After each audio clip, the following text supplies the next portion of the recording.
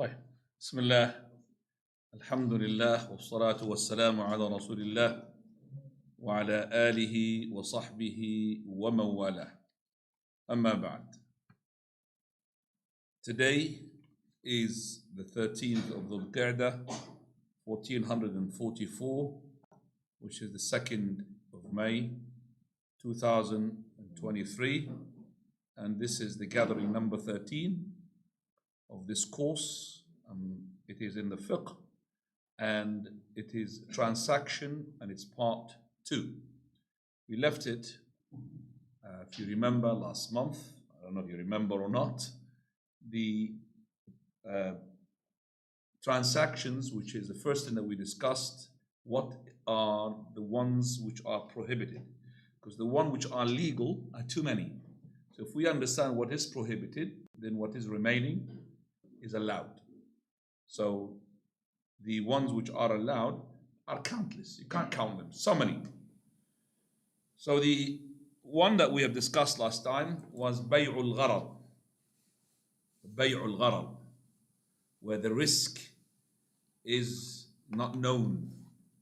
The risk is there. So the gharar, the more risk it is, the more prohibited is the bay'. Now we come into the second one, which is bay'u ma laysa indah, the one who sells something which is not in his possession. Hakim ibn Hizam, the transaction or the trading man, the one who embraced Islam at the time of the regaining of Mecca, he was asking the Prophet ﷺ a number of questions. We still benefit from them. One of them is a messenger of Allah. A man is asking me about buying something and I haven't got it.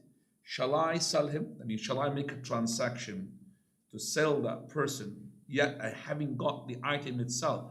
That means I'm going to go and purchase it afterwards and then sell it to him.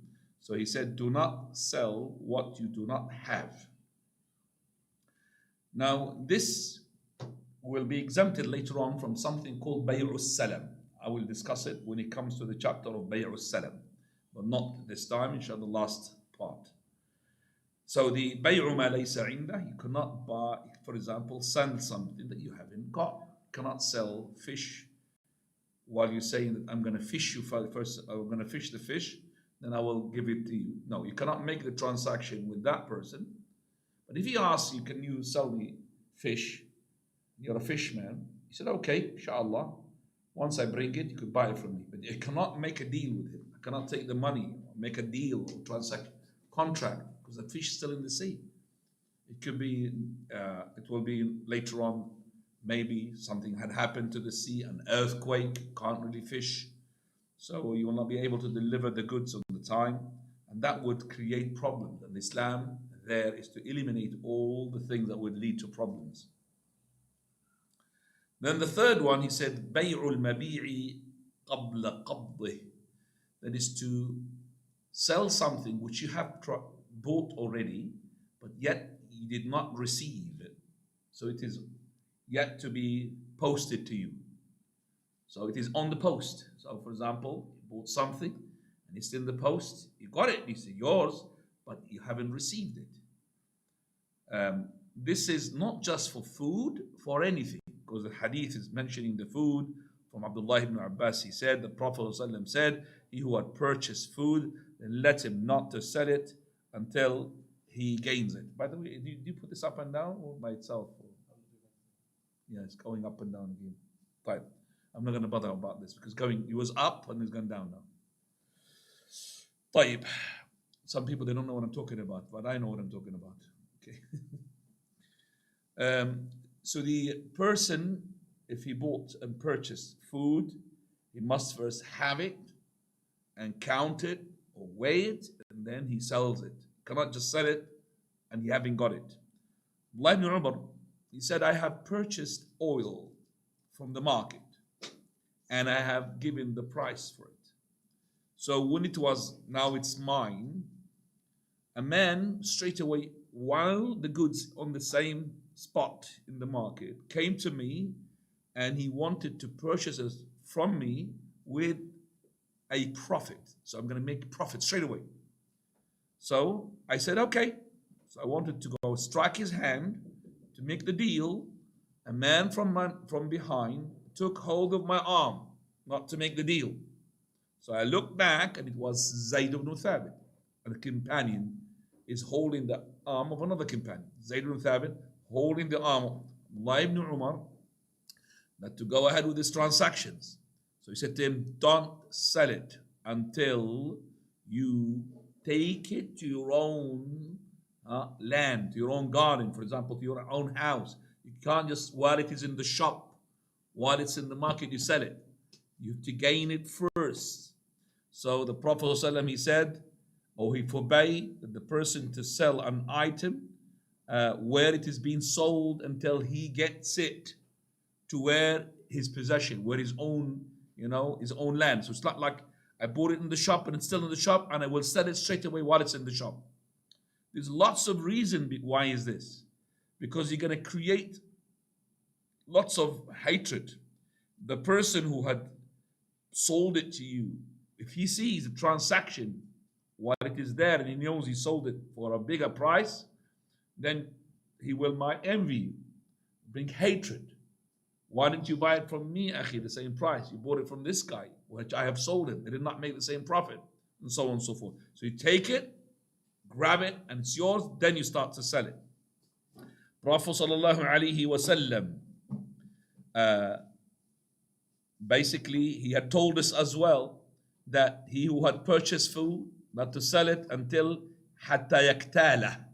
Yaktalahu means either that weight, if it's volume, to size it, it's gone up now, and or to measure it, or to count it if it's being counted, or to count it if it's to be counted. And this is not just, as I said, for the food, it's for all other items. Let me just take this.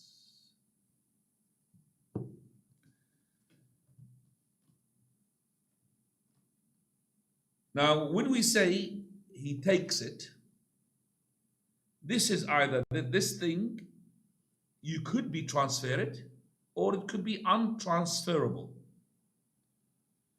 Untransferable, example, the land. You're selling a land. Or you're selling a house. You can't transfer it. The land still stays the same, and stay will be there. So the way to grab it and be able to sell it is that the person who is the owner of that land, who sold it to you, is to leave it. So he left the house, left the land. He had left it and given you the keys. Or he had left the land and he's not going to go back. Then you're able to sell it. The one which is able to transfer it is that you take it and you hold it in your possession. So you take it to your own possession. And if it is needed to be counted or weighed, then you do so. Imagine that you bought something and you thought it is actually such and such number, and you did not count it, and you sold it with that number, and it wasn't. And the other person, he would say to you, you sold me something which is supposed to be 6 in the pack, but it wasn't. It's 5 in the pack. No, akhi, I sold you 6 because I purchased it from that guy 6. Well, hang on a second. Did you count it when you purchased it? You did not count it. So Islam always eliminates anything that would result into a dispute. So you have to count it, or you have to weigh it and take it to your possession, and then you're able to sell it. From this, we could really give an answer for all these transactions that is happening these days, electronically speaking, and everything. Right. Why is it that we said that the person should always grab the item and always have the item before he sells it? Because the seller, he might not be able to transfer the goods in the right time, and that will lead to dispute. Or it could be that the person who is the seller, he might say, I'm calling off the transaction because he saw you sold the item with a bigger profit. You understand me? because you did not take it to your possession, it's still there. You say, hang on a second, he still hasn't really left my shop. I don't want to go ahead. Because he saw you made what? A deal with a bigger profit than the profit he made onto you. Are you following me first, people, or you're not? Or you just... Transaction is very, very heavy stuff, by the way. It's not really easy stuff. So to be really paying attention, maybe you take your notes as well in a book. So it has to be. Otherwise, as I said, the first seller, he might call off the whole transaction because he had seen you that you have sold it with a bigger price. So take it, grab it to your own possession, then sell it. Then we come now, bay' ala bay'i akhi. One of the prohibited transactions as well, to make a transaction over the transaction of your brother. And that is, a person is selling an item to another person, you come in the middle. Still, the transaction hasn't been finalized. You say to the seller, why do you want to sell it with this price? I will buy it from you with a bigger price. Or you could say to the one who's buying, why do you want to purchase it from him? I could sell it for you cheaper. Do you understand me? Either, so you are a person who wants to sell your item, or you want to purchase it. You come to the seller and you say to him, why do you sell it for that cheap price? I will buy it from you more expensive. So you make it over a transaction over your brother. Or you go to the buyer and you say to him, I could give it to you cheaper than that guy. And that would lead as well to dispute. Again, Islam would eliminate such a thing. And this is not allowed, whether it's while the transaction is not to be finalized, or it's being finalized, but still it's a short time, straight away. But after a while, it's no problem. So you've bought this item, the following day, I came to you, brother, that's different. After that, I got this item is cheaper. You made the finalization and everything. Not within the finalized, after that. I mean, I've got the item cheaper than that. You have the right, okay, to go back, but maybe he would say to you, I'm not going to sell it. I'm not going to return it. I'm not going to return the item. Because al-bayyani bil-khayar ma lam yaftariqa. In Islam, if there is no conditions, you have a choice as long as you haven't departed from each other. But once you depart, I paid you the money and I left, and you left, and after that, it's up to us if we want to return or not. Whether the seller, he wants his item back because he found somebody who can, buy it from him with more expensive, or the one who had bought, which is the item, he want to return it back because he found it cheaper somewhere else. So it's up to, the both parties. Unless he said to the person, he said to him, you have the option to return it back in such and such time, as we're going to see it inshallah.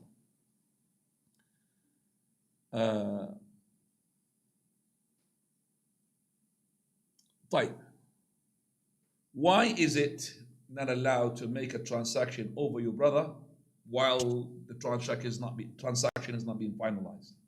Because we say that the one who buys, he might have hiqd, malice in his heart onto the seller, because that seller, he sold it to him more expensive than this person who came to him and said to him, I will sell it for you cheaper.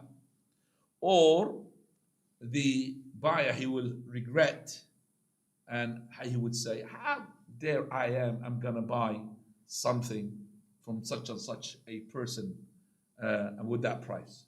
Or the seller, he would say, oh, I regret selling it to him. I could have sold it to this person who came to me and he would buy it from me more expensive.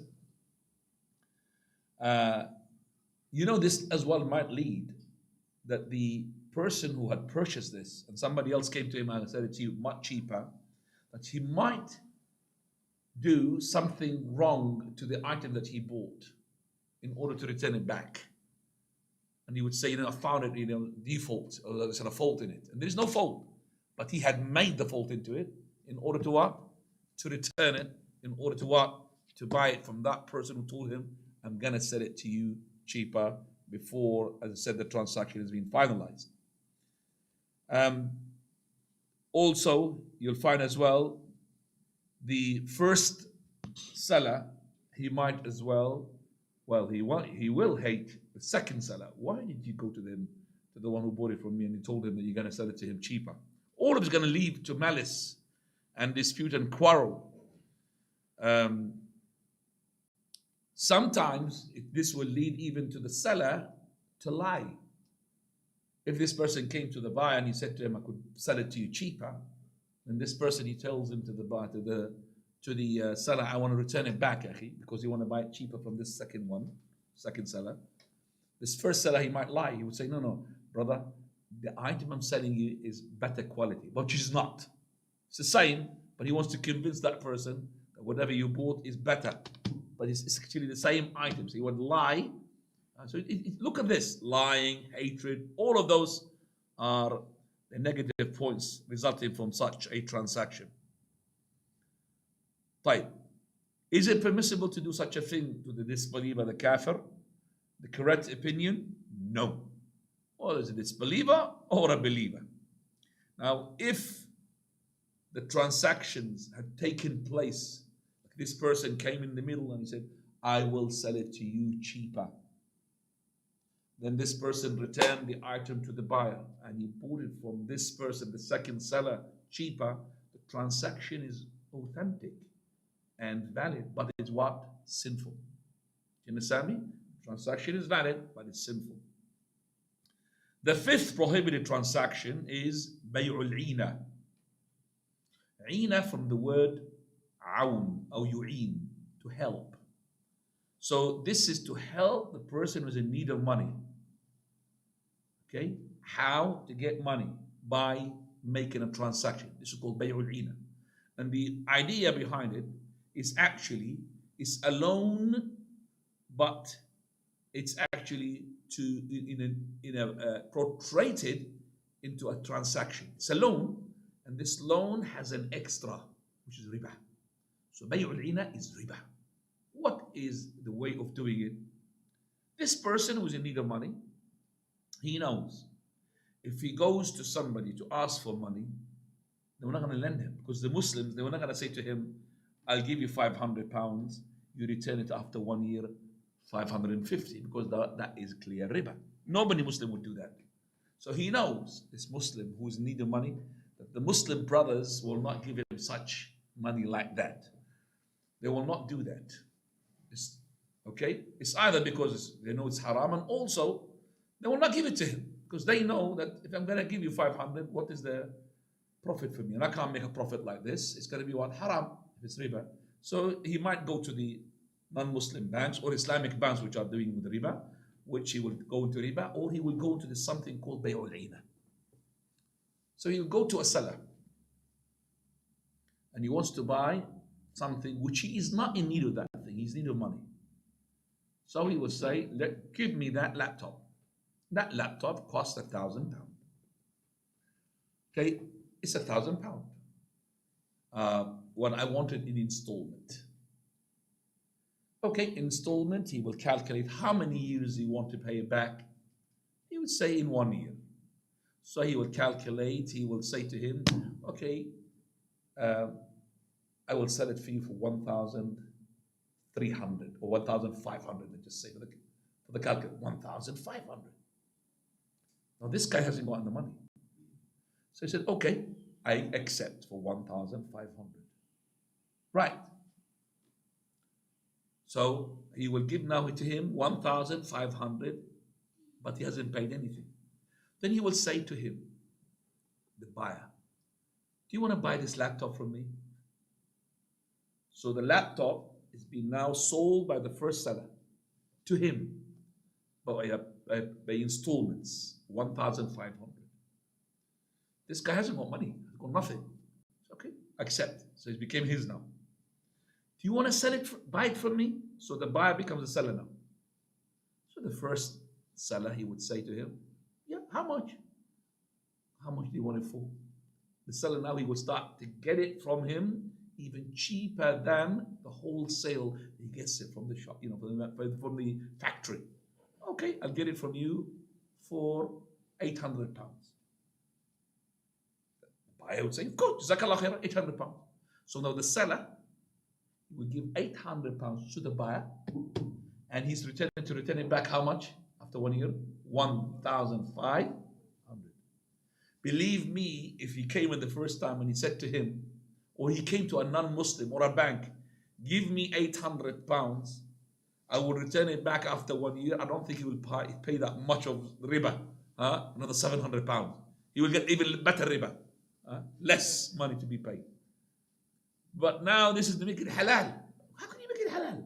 This is what we call it. This is my ear, and this is my ear. Whether you go from this side to this side, this is my ear. This is haram, and this is haram. This haram actually was more haram because you manipulate in the Sharia. You're trying to fool. Who are you trying to fool? The Almighty Azza wa Jal. So this guy, if he came to the seller from the beginning and he said to him, lend me £800 and I will return it to you 1,500, he would have just said to him, come on, guy, this is haram, riba. Okay, we will make it halal now. What do you want?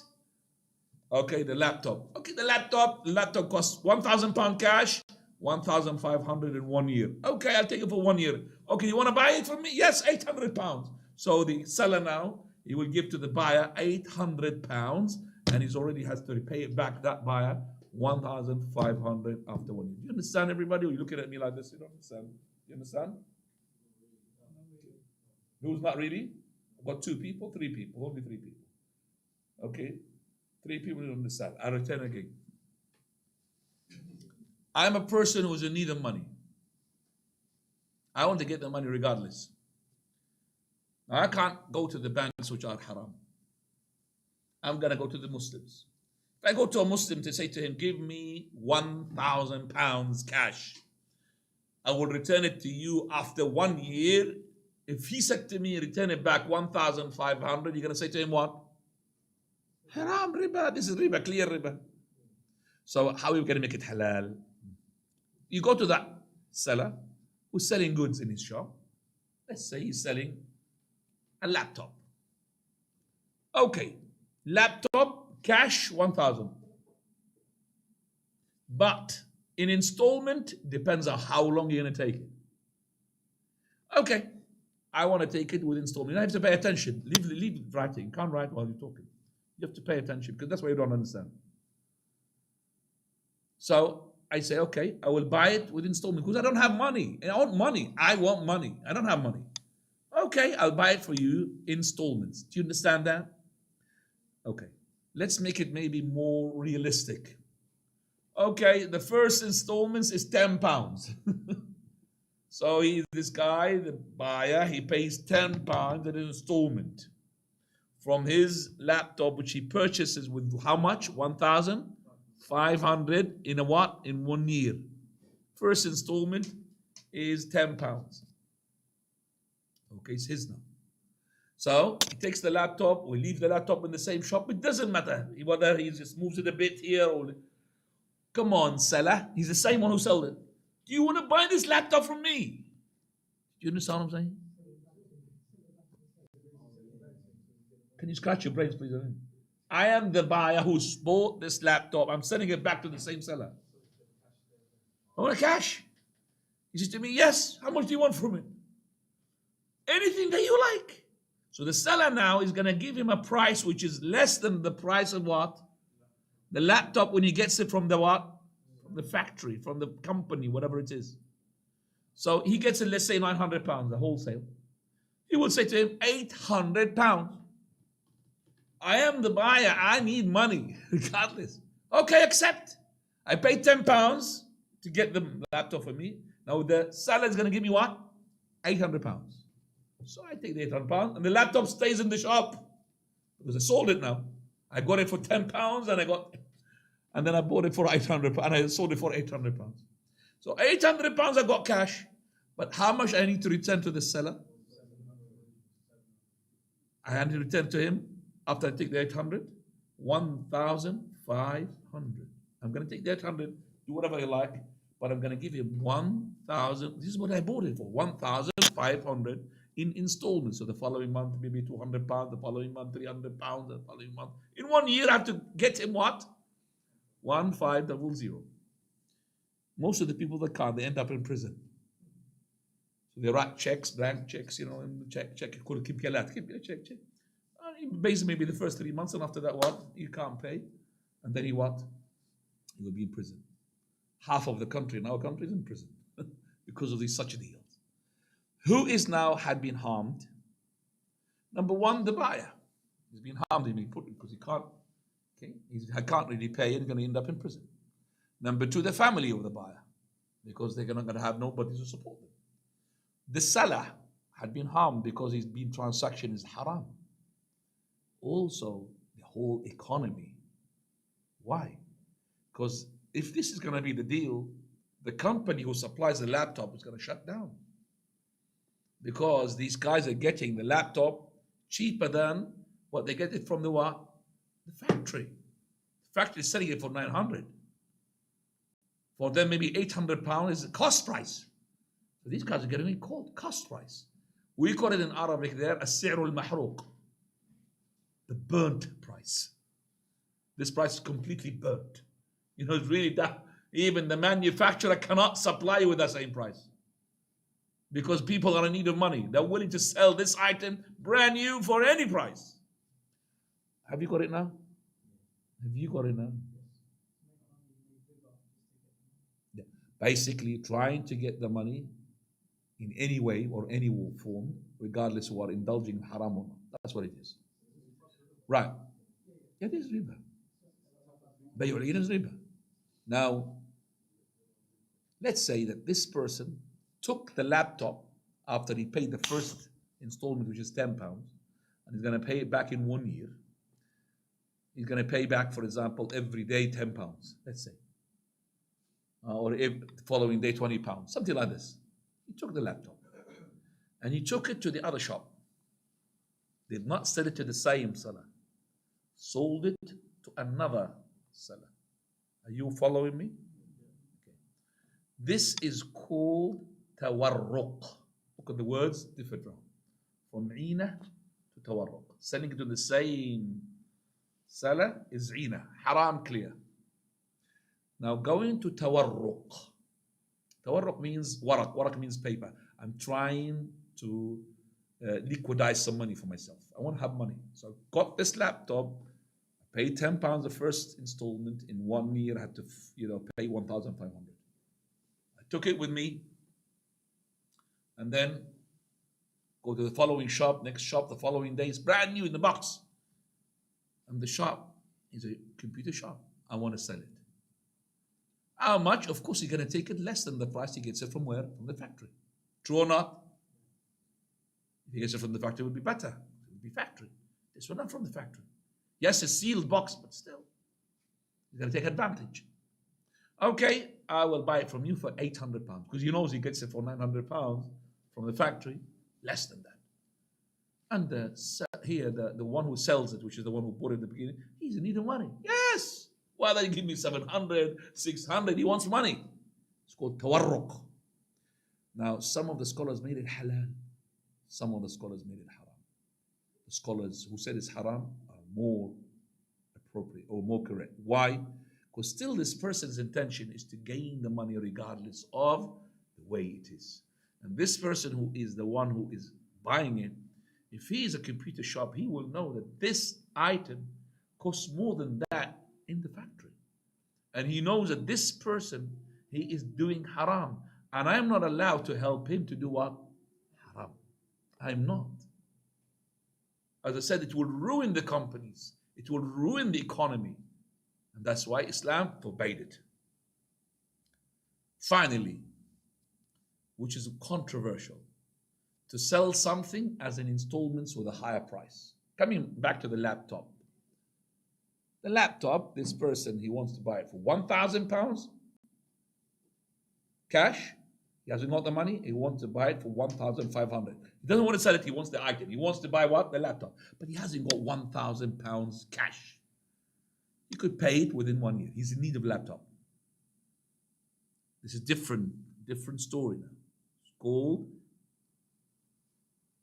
selling something in installments with an extra price. Do you understand that? So this person says to him that it's £1,000 cash, 1,500 in 1 year. He's not allowed to say the more time you're going to take, the more money. It will become riba. It's just installments. So it's going to be now 1,500 in 1 year. If he's been delayed more than 1 year, then maybe that person had taken some sort of extra precaution, something to guarantee his money, whether it is a guarantor, he will be there to be paying the money, but he will not increase the money according to the time. Otherwise, it becomes like a bank. It's riba, clear riba. So it will be set in one of the prices. Either £1,000 cash or 1,500 in 1 year or 2 years, whatever the time that they agreed upon. Some of the scholars, they said halal, as long as they had set a single price, whether it's 1,000 or 1,500 in 1 year, 1,700 in 2 years, but they don't really, it's not increasing by the time. They have to make a set value here. Some of the scholars said it's halal, and that's Shaykh ibn Uthaymeen. But the others, which are more right, they said it's haram. The reason behind this, even some of them, they said it is batil. Imam Ibn Hazm says it is not even to be valid. Batil, Ibn Hazm. But some of the scholars, like Shaykh al-Albani and others, they said it is haram. It is valid, but it's haram. Why is haram? Because the hadith of the Prophet, this hadith is clear cut. He who regards it as authentic can go nowhere except to say that it's haram. من باع بيعتين في بيعة فله أوكسهما أو الربا. He who had made 2 deals in one transactions, then either he will take the lower price or the riba, which is the higher price. 2 deals in one transaction.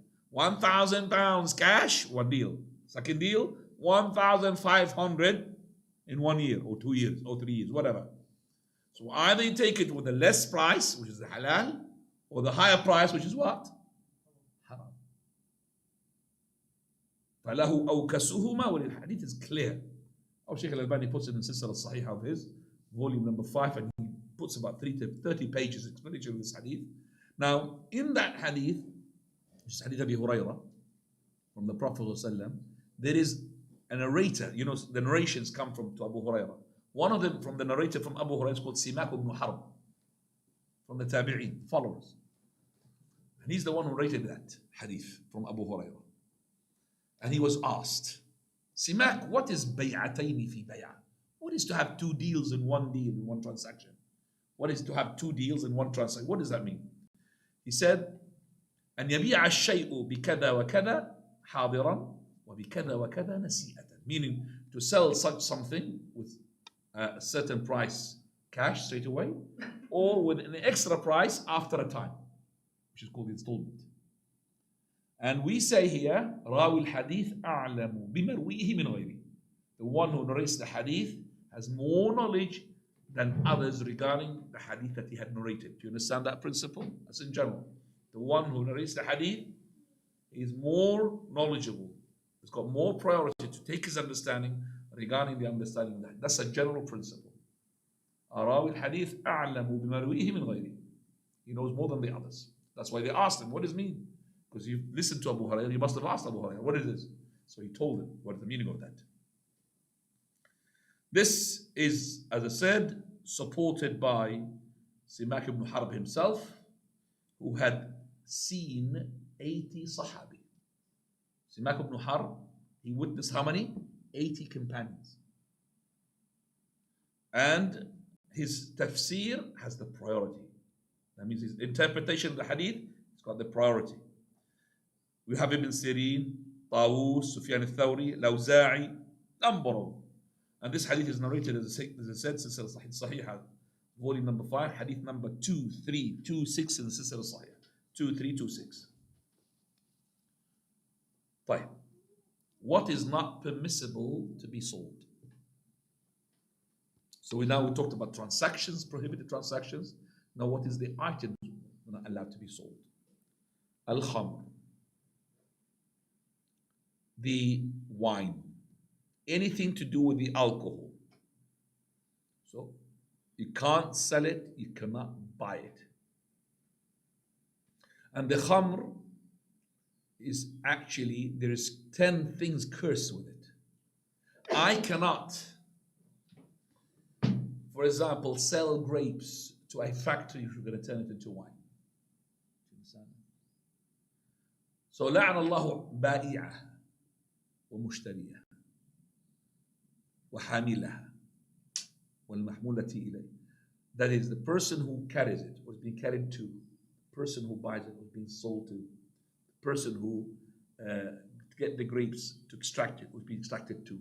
All of those are to be cursed just for the sake of what? Drinking it. Haram.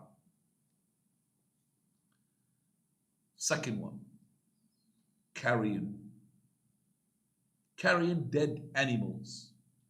Animals which has been dead, they haven't been slaughtered according to the Sharia. Whether it's from the cattle, sheep, or the cows, or the camels, or the horses which can be eaten. If you've been dead, rotten, hasn't been slaughtered Islamically, it's called carrion, dead animals. Or it is the pigs.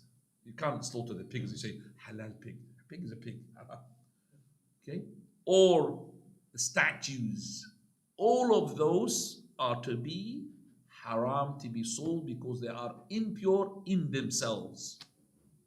Haramun fi dhati. They are impure in themselves. I can't sell or buy. So I've got a cat. I cannot buy dead meat for my cat. Do you understand that? I cannot buy dead meat. So if it is chicken, turkey, ducks, all of those are being gassed. They're dead. I cannot buy that. I could buy what? Fish for the cat. Because there is no such thing, fish slaughtered according to Sharia.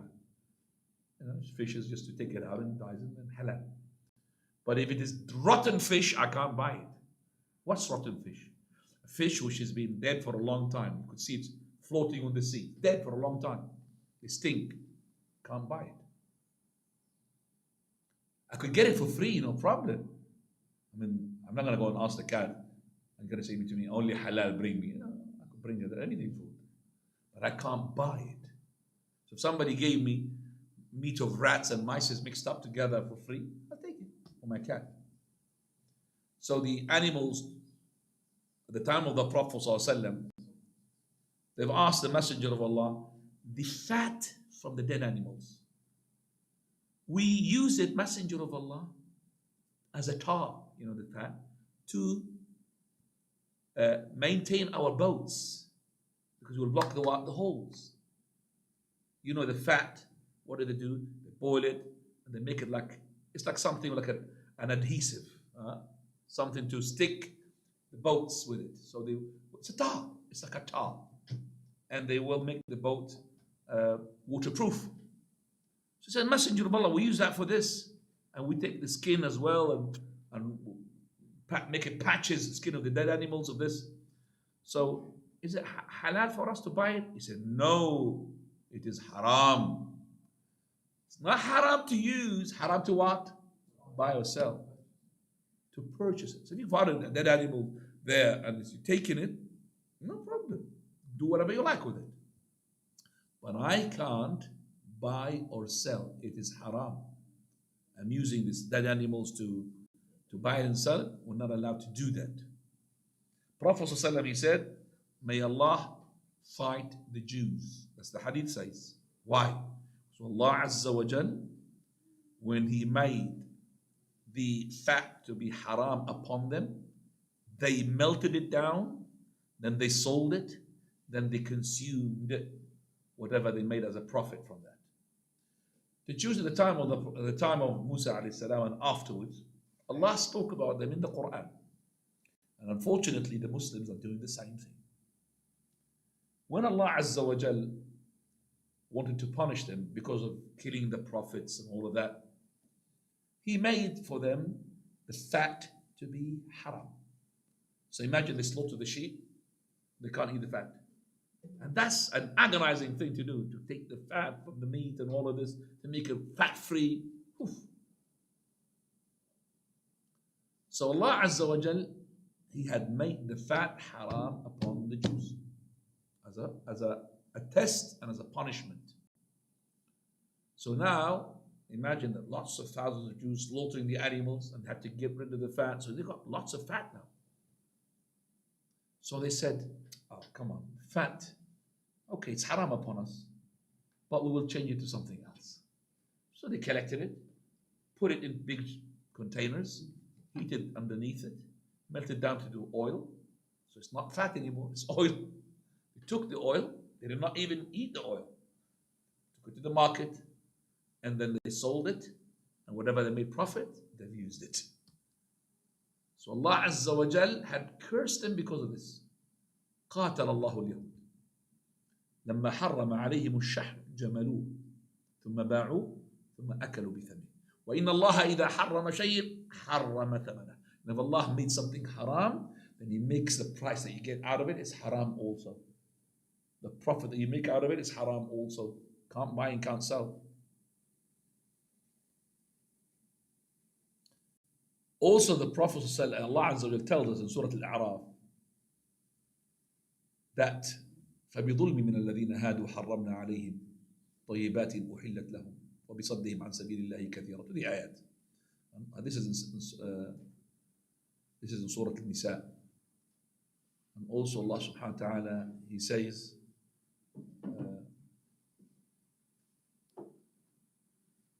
that is the people of Ahl al-Qaryah, the people of the Qaryah of Ilat, which is opposite to Aqaba in Jordan. That area, exactly. Allah subhanahu wa ta'ala, as a punishment for them, He forbade for them to hunt and fish the whales. Hitan. They're not allowed to fish, to do it onto a Sabt, Saturday. So you're on the Saturday Sabt, it's not allowed for the Jews to hunt the whales as a punishment. Now the whales as an animal, he's got a clock inside him. He knows, he doesn't know, for example, this is Saturday, Sunday, Monday, but he knows in a time, certain time, after this days, in that particular time, nobody is harming them. They've got a clock inside them. It's like your cat, when you train your cat, it will come to you at exactly the time that to take the food. The animals have got a clock inside them. So they realize that in that particular day, there's nobody is harming them. So Allah already spoke about this. قال إذ تأتيهم حيتانهم يوم سبتهم شرعا. On the Sabbath, those animals, which is the fish and the whales, they used to come to their beaches with their tails waving. It's like, we are here, but you can't get us. You are here, but you can't get us. Shurra. Shurra means like a ship, it's called a sailing ship. Imagine the whale with a sailing tail. وَيَوْمَ لَا يَسْبِتُونَ لَا تَأْتِيهِمْ. As soon as the Saturday finished, it doesn't come. They disappear. So the Jews, they couldn't take it. Sabt, they're all plenty. But after the Sabt, they disappear. They can't hunt. They're going to manipulate now. So what they did, okay, on Jumu'ah Friday, they put their nets. So they're not doing anything on Saturday. So on the Jumu'ah, they put the nets. It's like a trap. So the fish comes, and then on the Saturday, they show themselves. When they want to go back, they pull the nets up. They're going to go back before sunset of Sabt, because they've got a clock inside them. They have to leave before the sunset of the Sabt. They can't. They've been trapped. The Jews, they don't touch them still. Following day after sunrise on Sunday, they start hunting them one after the other. And they think by this, they're doing halal. They're not doing halal, they're doing more haram. They are doing the haram itself and manipulation of the Sharia. And said, Muslim doing the same thing with bay' al-'ina. The same thing, the bay' al-'ina, the same thing. Bay' al-'ina, remember? Going to the shop, and I want to buy a laptop. I don't want to buy a laptop. I want money. Manipulating. I could have just said to him, give me 800 pounds and I will give it to you back. 800, no, you give it to me 1,500. Haram, akhi. Okay, what do you want? I'll give it, make it halal for you. Make the laptop in the middle. But it's actually not the laptop he wants the money. He's manipulating the Sharia. Same thing is happening here with the Jews. The Jews, the Muslim. So the Prophet ﷺ, he had said, لا ترتكبوا ما ارتكبت اليهود فتستحلوا محارم الله بأدنى الحيل. Do not do what the Jews have done. Then you will make what Allah made haram to be halal with the cheapest of manipulation. Cheapest. How? Can you manipulate with Allah Azza wa Jalla? Allah knows you. Third one. I will stop here because you've got 40 minutes. Yes. So stop here inshallah for 10 minutes break. Yeah? No, the Maghrib is 15 past. It's half an hour. So just give 10 minutes and we'll continue inshallah. Even in the Maghrib, we'll continue. If you want to do that, I don't mind. If you want to go ahead to continue, I don't mind. But maybe the head of yours is too much now. Too much information. We'll relax inshallah. Yeah, it's too much. The one who's writing and the one who wants to understand is too much. The one who's just sitting down here, no problem. Let's go. But the one who wants to really to understand this is really too much. I know that. Give you a headache. Sorry about that.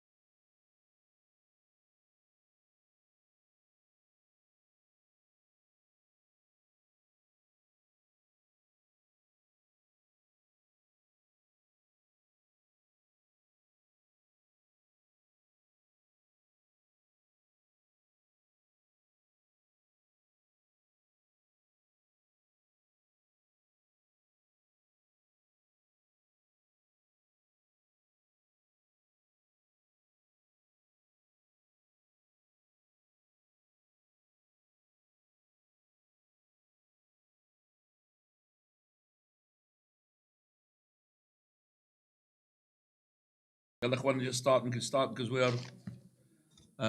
I'm really sorry. I'm going to cut your break shorter.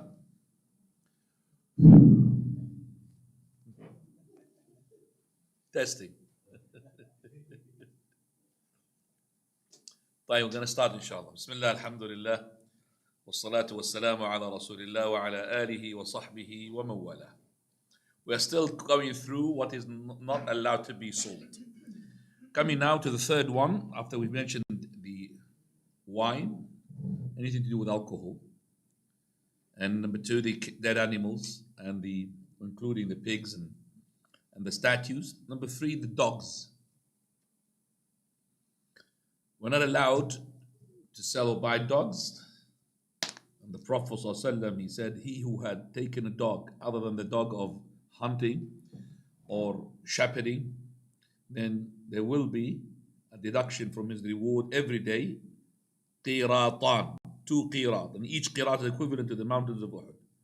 Maybe one day it will be having you bankrupt from the rewards, just for one day. So the dogs which are allowed to have, those are the ones that are allowed to be sold. So what are the dogs which are allowed to have them, to be owned? Number one, the hunting dog. You could sell and buy hunting dogs because you're selling, not the dog, is selling the teaching of that dog. Number two, the dog of the sheep, she's shepherd, also to be trained. Number three, the dog of guarding dogs as well. Number four, the dog of the land, like for example, he's into the crops, dog of the crops, you call it. Number five, any dog for a particular purpose, like leading the blind, like the police dogs. All of those are also dogs that are allowed to maintain or to have or to be owned, and you're allowed to buy and sell. The Prophet ﷺ, he said, it is forbidden to sell and buy the dogs except for the dog of the hunt. Here, the dog of the hunt or any dog which got a purpose. Number four, the cats. The cats are not allowed to be sold or to be bought. If you want to have a cat, you have to be free cat. And we don't include, and by the way, this is controversial, but the Prophet ﷺ, the hadith which is clear, hadith which is in Sahih Imam Muslim on the authority of Abu Zubayr, he said, I've asked Jabir radiallahu anhu about the purchase of the dog and the cat. He said, the Prophet of Allah told us off from that. And also, Prophet ﷺ, he prohibited the purchase of the dog and the cat. So some of the madhahib, actually the 4 madhahib, they makes it allowed. But it is against the hadith of the Prophet sallallahu alaihi wasallam. You might say, well, what about the cat that is hunting mouse? Cat hunting mouse, you don't teach it. The cat is being born to hunt mouses. There's no such thing. I've trained my cat to hunt the mouse. It's an instinct built into it. Regardless how pampered your cat is, it will hunt mouse. Whether it eats it if it's hungry, whether it kills it, it's just, Allah made it like this. Number 5, everything which is prohibited to be eaten, then it's prohibited as well to consume the profit out of it, to buy or sell. But if it's been sold for other than the purpose of it being prohibited to, there's no problem. Give you an example. The donkeys, the mules, the lions are not allowed to be eaten. So if you sold them for meat, it's haram. But if you sold them in order for hunting, mounting, putting in the zoo and bringing other people to look at them, it's halal. Do you understand that? So you bought them not for the thing which is Allah made them haram for. That's no problem. So you bought animals like the donkeys, like the domestic donkeys. As for the zebra, it's halal to be eaten.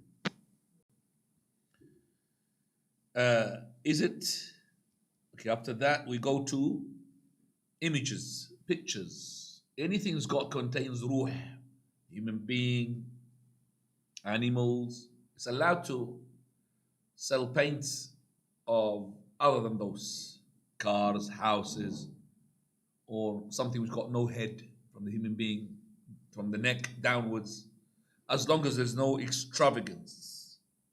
If there's extravagance, haram to buy and sell. I remember one of the paints called a long time ago. I'm talking about 1990, or even before that. 1985. There was a paint called Kiss. There's Kiss 1 and Kiss 2. And I think if I give to my little kid the brush and start painting, he will be making better paint than that image.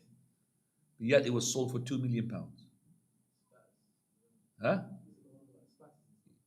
No, I don't know what he did. But even the ones who are experts in paint, he said, why is it being sold for 2 millions? They themselves, the expertise, they can't figure out why is it being, it's like stupidness.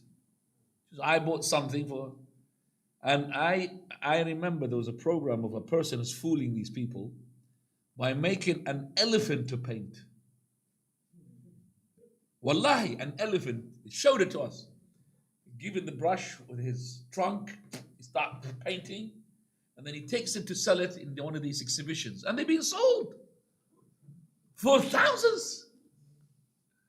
What? And they said, look inside, deep. You can see deep what? You can see an idiotness. You're an idiot person. That's what you see. Look, there's something there. Can you imagine? There's something behind. And they sell it for thousands of pounds. And then later on they said, well, by the way, it's the elephant who painted that. Allahumma salli, the elephant who painted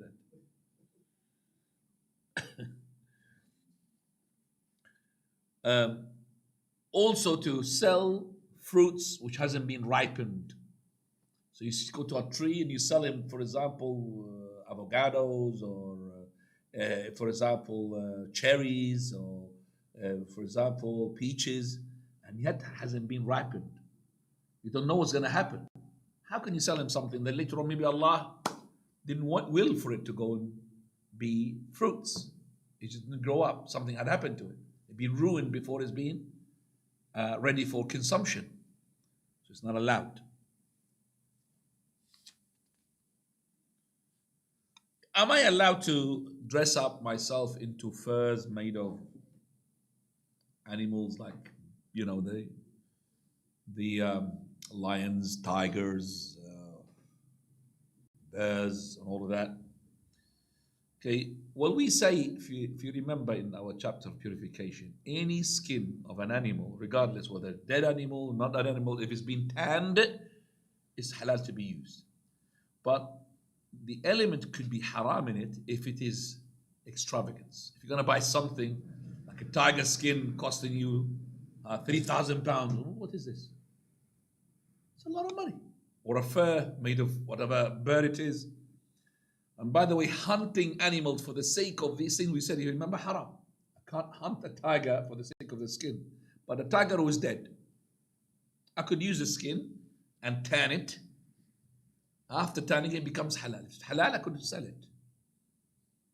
Some of the scholars even made it haram because you are maybe tend to be arrogant when you put them on. Some of them made it haram because as well you are imitating the disbelievers. Now we're coming to al-riba. Al-riba means interest. What is the hikmah behind it, making it haram? Because you take an extra without any return. I'm just giving you the money, and after 1 year, returning it extra. Where is the effort that I have done to gain that extra? Nothing. It's just waiting on you. Also, it will stop the people from going to work. I'm just going to give money out, and after a while, the money comes to me with extra. I don't have to work, do I?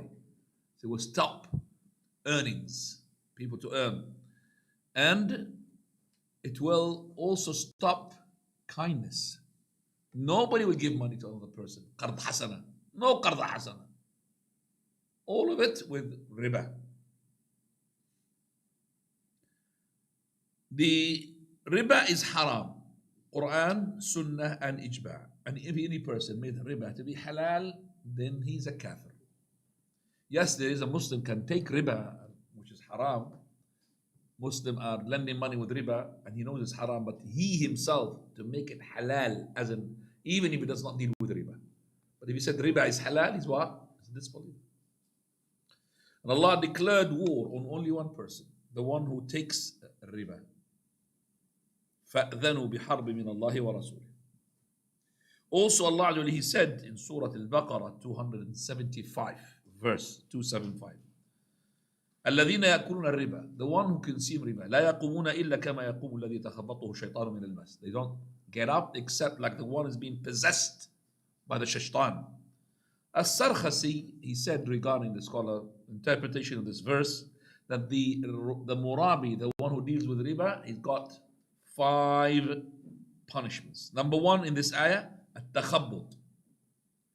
He's like in a way that he's in chaos. Takhabbut is like chaos. Second one, al-mahqa. All his barakah, all his money will be wiped off. So ruined, destroyed. Thirdly, what maybe the barakah will be gone. Harb, war. Allah declared war on him. Fourthly, al-kufr, to go into disbelief. Because Allah says, وَمَنْ عَادَ فَأُولَٰئِكَ أَصْحَابُ النَّارِ. The 5th is to abide in the fire. Allah says, يَمْحَقُ اللَّهُ الرِّبَا وَيُرْبِي الصَّدَقَاتِ وَاللَّهُ لَا يُحِبُّ كُلَّ كَفَّارٍ أَثِيمٍ. All these ayahs included the 5 punishment that the Imam al-Sarkhasi had said. Prophet ﷺ, he said, avoid the 7 destroyers. One of them, الربا, أكل الربا, consuming the riba. Prophet ﷺ, he said, Allah had cursed the one who takes the riba and accepts to give the riba, and the one who is being deputized for the transaction of riba, and the ones who had written the riba, the cleric, and the person who is witnessed the riba. All of them the same. So you work in a bank with riba, regardless of what type of work you work there, you are including the curse. Prophet of Allah said, riba is 73 plus in terms of type-wise. The less sinful of them, so imagine the 73 types and plus. The less sinful of those types of riba is equivalent in sin like a person making fornication with his own mother. Fornication with your mother is unbelievable and unimaginable. Yet this is, you could say in sin-wise, equivalent to the least of those branches of riba. Prophet of Allah, he said, a person consumes 1 dirham, a small dirham of money, of riba, consumes it, and he knows it's riba. It is severe and more painful and more sinful in the sight of Allah than fornicating 36 times. Imagine, fornicate 36 times, still less sinful than taking and consuming 1 dirham of riba.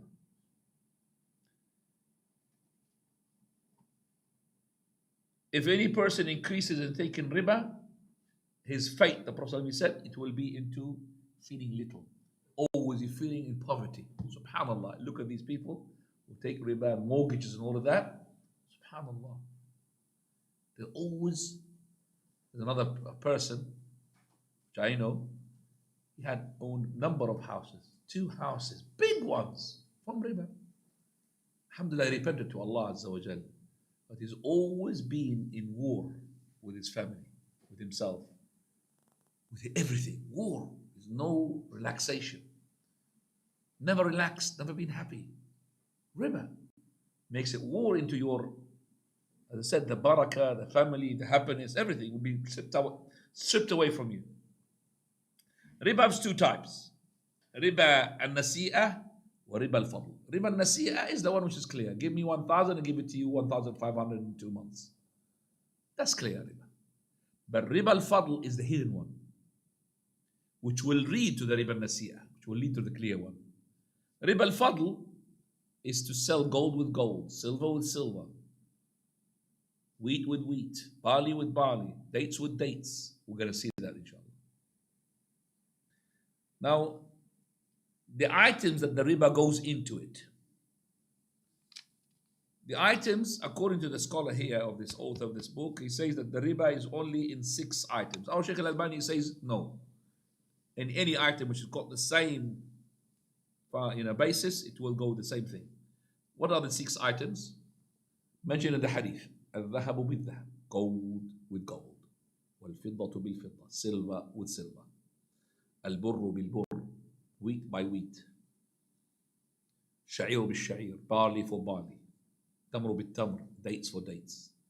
الملح بالملح, salt for salt. مثلا أو مثلا بمثل, so should say. That is tit for tat, exactly the same quality for the same quality. سواء بسواء, exactly the same weight. يدا بيد, hand take hand will give. If the item is to differ, then sell the way that you like, as long as it is hand with hand. This is the first hadith. Let's just make sure that you understand this hadith properly. So we've got 6 items here. We mentioned gold, silver, wheat, barley, date, and the salt. طيب. If I'm going to sell gold for gold, let's say we have gold, 24 carats, pure gold. And there is gold which is 18 carats. Of course, the 24 carats is much more expensive than the one which is 18 carats. Do you understand that or not? Gold, let's say class A, gold class B. If I've got, let's say, 5 grams of 24 carats gold, and I know it's worth about 20 grams of 18 carats of gold. If I go with my 5 grams of 24 carats of gold and said to the person who owns the 20 grams of the 18 carats gold, take the 5 and give me the 18, because it's in the market, that's how it is worth. That's riba. Riba al-fadl.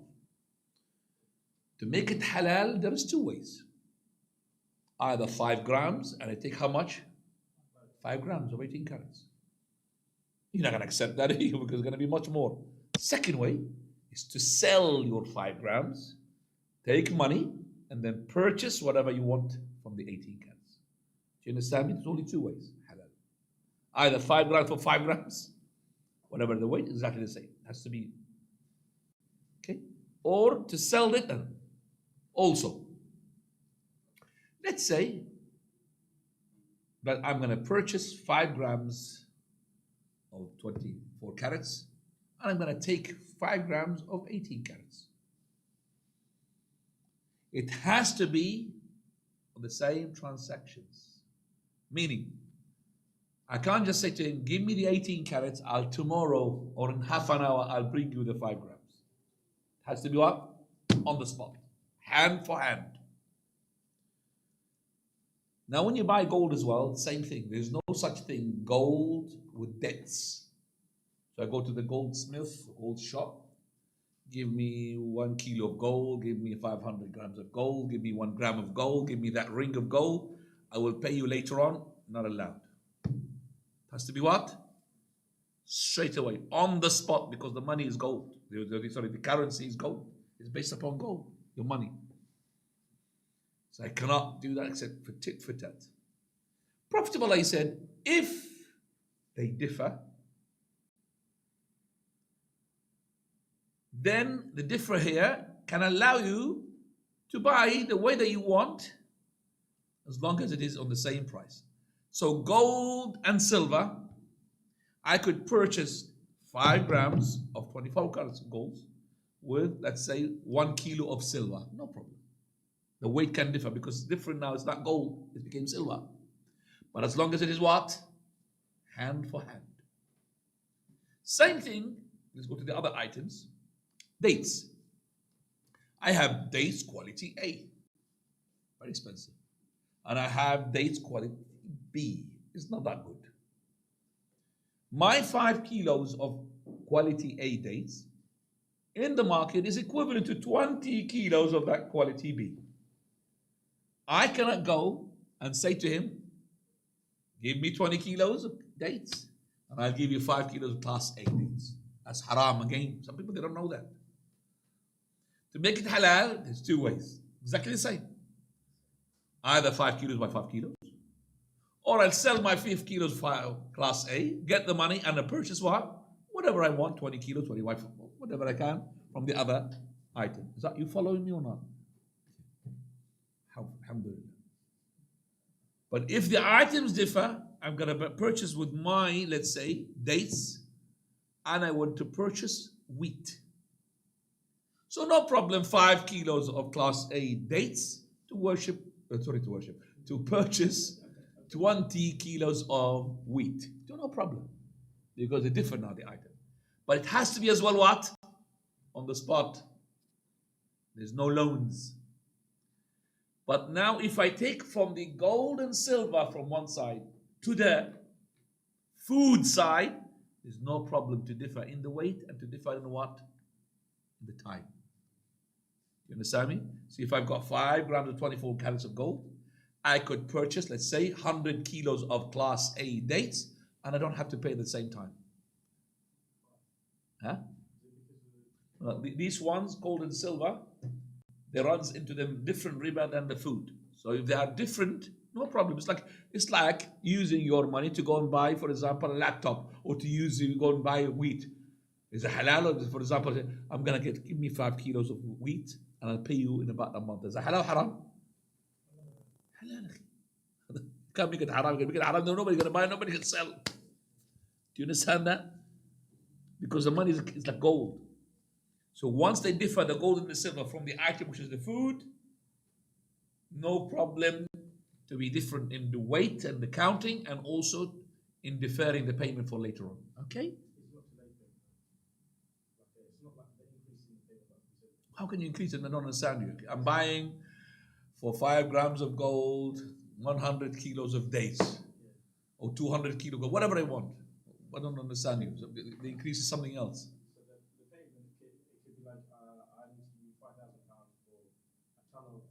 Yeah.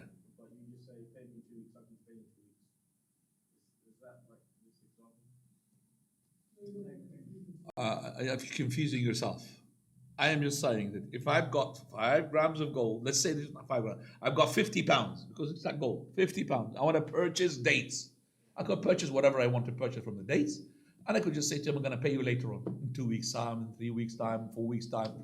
There's no installments here, payment. Oh, if you buy it in 3 weeks' time, I'm going to add. We dealt with this. That's A delayed payment is like a loan, you know, a loan. Lots of people buy something. Maybe you don't even go to your country, for example. Where's your country? Yeah, Bangladesh. You go to Bangladesh, he will tell you the shop. He's got a big, massive book there. Such and such family, they bought 5 kilos of rice. Okay, at the end of the month they'll pay it for me. There's no increase. They will tell you, they'll teach you that. Bangladesh, Pakistan, everybody's got this. Has to have this book. No such thing. They don't have that, for example. No, can you go to Asda? I'll pay you later. No, I can't do that. But normal, personal shops, they do that because the people, they don't have money. Okay, yes, inshallah. Some of them, they don't really get their money. Wallahi, some of them, they close the shops. They've got lots of loans hanging about. Nobody's paying them. Allah musta'an. But it's all the books is about £1, £1.50, £2. It's not really big money. You add them up, maybe it's £200 altogether. Small shop. Fine. Do you understand what I just said now? So it's a gold and silver, buying something from the food, you could defer the payment, and also you could be as well different in terms of quantity wise. As for it is gold and silver, buying gold to silver, you could defer, it could be different in the quantity, but it has to be on the same time. If it is the food, you're purchasing food, let's say dates with barley, dates with the wheat, You could defer. There could be different number for 5 kilos, for 10 kilos, no problem. But it has to be the same time. If it is gold to gold, silver to silver, dates to dates, salt to salt, barley to barley, wheat to wheat, it has to be the same number, and it has to be on the same time. No deferring of the payment. 5 kilos for 5 kilos. 5 grams of 24 carats of gold for 5 grams of 18 carats of gold. It has to be halal like this. By this, we'll finish, inshallah. We'll give you the time for the questions and answers. And we'll start. The last session going to be next week, bismillah. And I know the transaction is the most difficult one. Fadal. For people that are like selling gold, like they need money for, I don't know, they have like calamity that falls upon them, so they have gold, and so I decide to sell this gold back to the jewelers. Do the jewelers have to pay them? Because they always pay a reduced amount for gold. It doesn't matter if a person who had got gold and want to sell it, no problem to sell his gold, and he would look for the best of prices. Whatever the best bidder, he will give it to him. Doesn't matter. And I know that once you buy the gold, you're not gonna sell it the same price, because you go look at that asking and bidding. You see that selling and bidding. There's always different prices to make money. They will not. And also, you know that the gold, once they give it to you, they manufacture it. So they put money into making the shape of that ring, the shape of that. That shape, you're going to lose it. They're going to buy only from you the what? The gold itself. They're not caring about what the shape, because maybe they want to melt it down and reshape it something else. Okay? So they weigh you the gold. But the manufacturing of that shape and the pattern, you're going to lose that. Now. And by the way, when you sell gold, and it's got a ring and it's got the middle sapphire, whatever, ruby, whatever, something fake, you cannot weigh it with that. It has to be what? Dismantled. You cannot buy them. Even if you know the price of it, the weight of it, no, it has to be taken off and each one weighed by itself. If you want to buy this or that, it has to be taken off. Now, can we deal with the customer who has come to us with a quote and asking us for asking if you what? Asking us for a cheaper price. So this person can sell me a car for £1,000. Can you do me the same car, which I know you've got, for less than that? So you're haggling the price for somebody? Yes. No problem. Haggle the price as much as you want. Oh, we don't want to interrupt another brother's transaction. How? I can't understand that. Because he's probably gone to another brother, got a price for this item, say £1,000, and now he's shopping around to see if somebody. No problem. So you saw something there and you go to this person, can you match the price? Is that what you're saying? Match it or beat it. Match it or beat it, doesn't matter. No problem. Match it or beat it, as long. Because each person is up to him to sell and buy. But the person who is selling the item, he needs to know, and I am selling here not to harm that person who is selling a brother of mine, Muslim. I cannot harm him. I cannot harm his. I'm trying. My target is to make his shop closed, for example. It's not allowed. The seller is trying to. I'm making inshallah profit, but I'm making it maybe it's not as much as the other guy. Alhamdulillah, I could match it. And here they do matching prices, even big companies. They don't match it with online. They don't match it, for example, you go to wood shop, yeah, such and such, yeah. If it's shop, not online, they will match your price. Not a problem.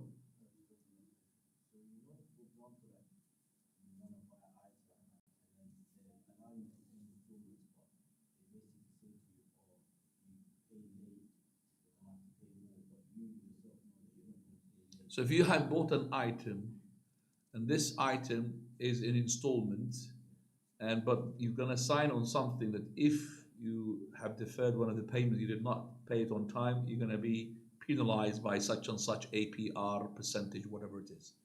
It's not allowed. Transaction, something like that, because you have signed on something which is haram. So you have to buy it now cash, straight away, one go. Even though that you know you're going to pay it on time, you're going to be incurring any sort of penalizing thing, but you're not allowed to buy it in that way. The 6 items you mentioned, gold for gold, silver for silver, barley, wheat, salt, dates. Is there any wisdom behind these 6? Why these particular 6 and say not others? Well, that is the difference among the scholars. Is there any wisdom in just only these items? Or the Prophet ﷺ, it is the item that is being used at that time, hasn't been widened up. Or Shaykh al-Albani, he says he looks at the reason behind them. One of it is for the illah. Shaykh al-Albani, he says that these asnaf items, there being 6 items, they are to be as well running for other items as long as the illah, means the reason which goes into these 6 items, can run into them. Only Ibn Hazm rahimahullah and others who had said it's only the 6 items. So the Shaykh al-Albani's proof is the Prophet ﷺ saying, وَكَذَلِكَ الْكَيْلُ وَالْوَزْنُ, anything to do with weighing or volume-wise. As for Shaykh al-Uthaymeen, he says only the 6 items. Wallahu a'lam. Fadal. Is there a problem with buying an item which is very big item that you maybe don't have the room for it, it's now paying cash for it, make a payment, but you leave it in the shop or whatever until when you're ready to take it? No problem. So you bought a. Yeah, you paid I don't think they will find a lot of shops would do such a thing for you as a favor. You're buying a big item and they say to them, "Well, keep it for me until I get some space for it." Because I'm not for doing that as long as you bought it, no problem. And you could sell it in that. You could sell it because you have purchased it, and in such a way that you have no way to transfer it because it's big. You could sell it. Remember we said we can't sell it in the same place because the item manufacturer, the person who sold it to you, might see the transaction, call it off because he made a big profit on it.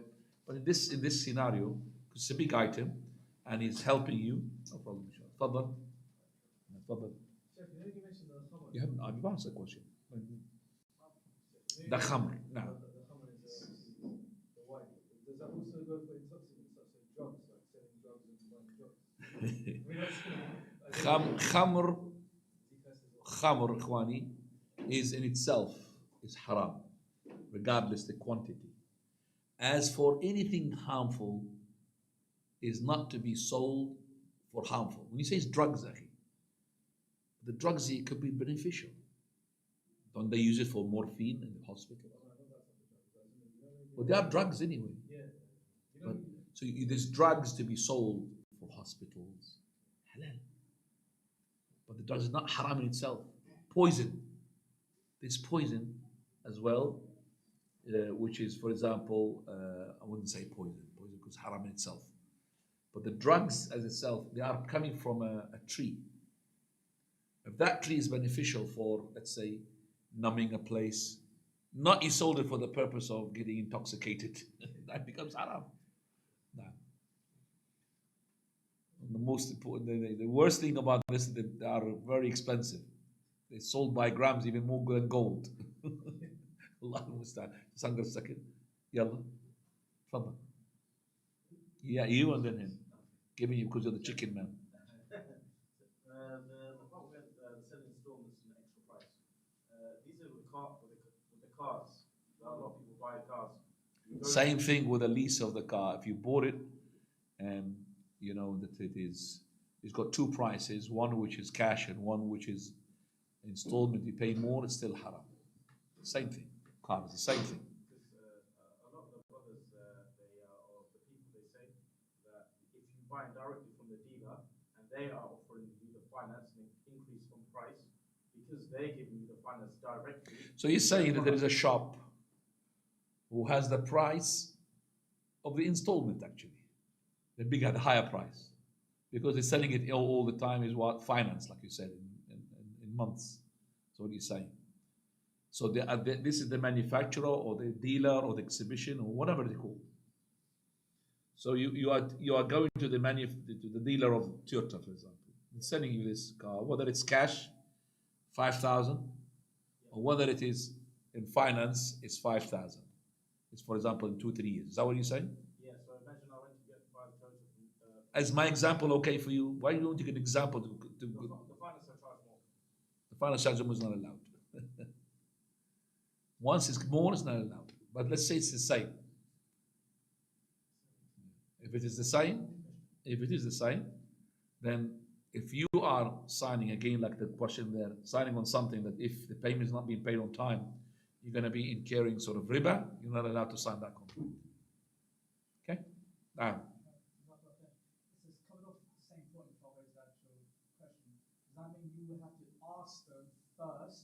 before you sign the contract, if I miss a payment accidentally or if I don't have the funds. You don't have to ask them. Everything has been lined up in your contract. He will say to you. You don't have to ask them. Okay, everything to the night. Just go to the small print. It's called small print. Why is it being small print? They don't want you to read them. Small print, they don't want you to read it. تفضل يا doctor. Russell. تفضل. Online question that I asked you. Do you want online questions? No. There's online question and there's on-chair questions. تفضل. Just following off signing of contracts, for instance, when you're renting the premises and you decide You're renting a premises. yeah, in not all contracts now, you also have this. Ikhwani, in all contracts they say when you rent a place from an agency, they will say to you if you defer the payment of the rent of the month, you're going to pay extra. It's exactly when you purchase the car. You can't get the car except with insurance. So otherwise we're not going to buy cars, are we? Insurance is haram. But this is a necessity. And we can't buy the car and drive the car except with what? Insurance. Do you understand that you can't even have an Islamic center, ask Dr. Farasat, he knows, except that it's been insured. Didn't you know that? Islamic centers or a masjid, they have to be insured, haram. Haram way. They have to be insured. We know the insurance is gambling. We pay the insurance. Whole years, for 12 years, we don't pay nothing. We don't use nothing. They are taking money, 1,000, 2,000. How much is insurance? 4,000 a year. For what? For air. For air. Do they do anything? Nothing. But if another masjid or any Islamic center or any house or anything, even a bar is being put to fire, then they use the money that they have got from you to go on maintain that building. True or not?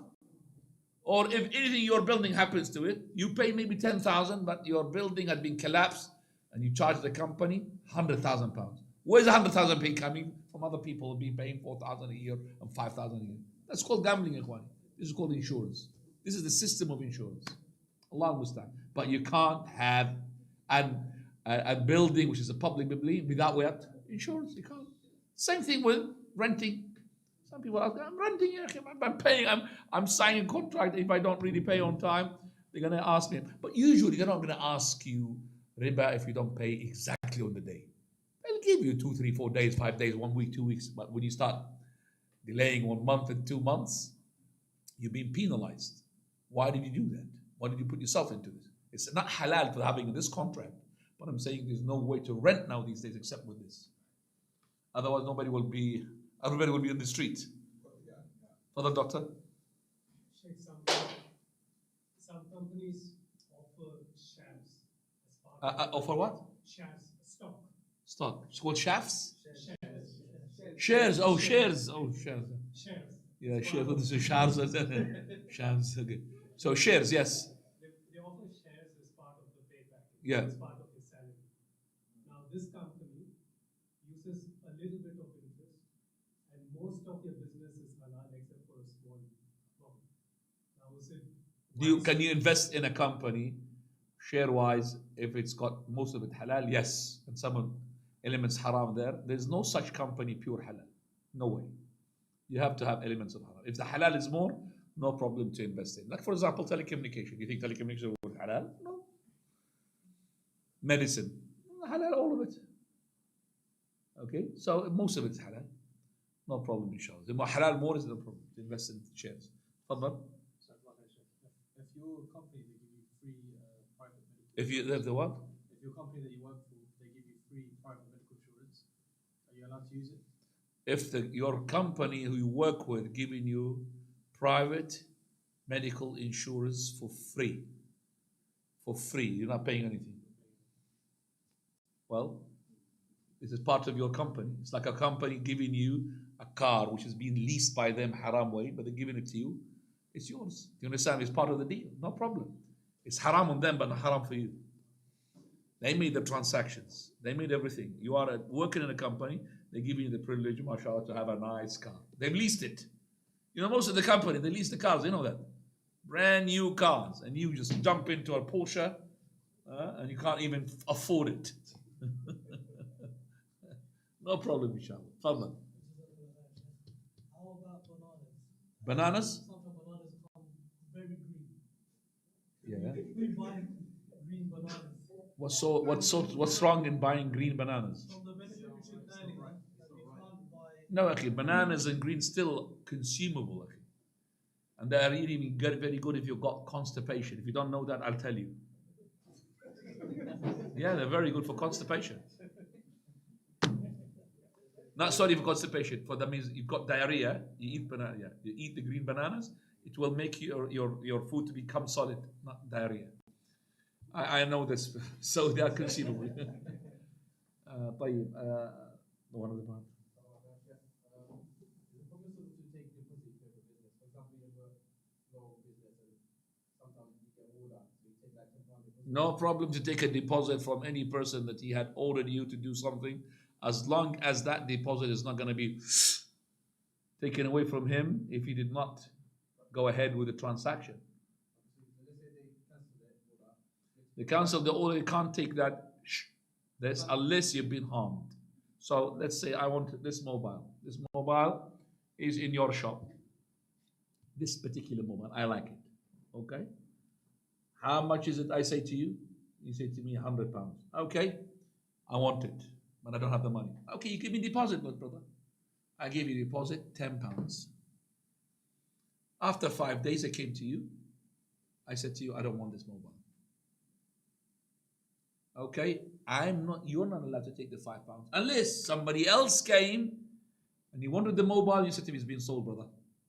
Then you have been harmed. You're allowed to take whatever for the deposit to cover up your loss. Okay? Now,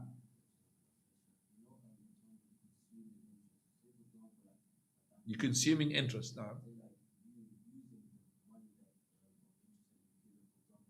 You're being given interest on your current account or your deposit account. You're not allowed to use the riba that's being given to you. They're giving you extra money. You're not allowed to have even bank accounts, Ikhwani. You have to make it in such a way they don't really gain money. That's number one. Number two, minimize as much as you can the amount of money in the bank, as much as you can. Okay? Because you have to have a bank account. No way you can live without a bank account. It's impossible. These days, it's impossible. You don't have a name, you don't have a bank account. You don't exist, basically. Well, You can tell them to not give you interest. it's not the problem that you're using the money for your interest. So if you tell him, some of the companies, some of the banks, they don't accept. They have to give you interest. You could ask them, he said, to give the interest. Somebody who was clever enough to say to me, well, they take an interest in it. I want him to give me the interest so I could spend it somewhere else. Do you understand me? It's another issue. So when you say to them, I don't want the interest, they take in the interest themselves. So he's saying, why should I make them to use your interest? I could just use it for something which is beneficial for example, starvation, for building roads, for building toilets for the masajid, no problem. But once you ask for the interest to be paid, how can I guarantee that your saliva is going to down ground? It's too much interest now. Let me just have it myself. That's a problem. Yes, you might be shaitan going to telling you that it's just too much. Come on, yeah. Giving you fatwa now, the shaitan. Halal for you to take it. سبحانك اللهم بحمدك أشهد أن لا إله إلا أنت أستغفرك وأتوب إليك. Yeah, transactions got lots of questions, always normal.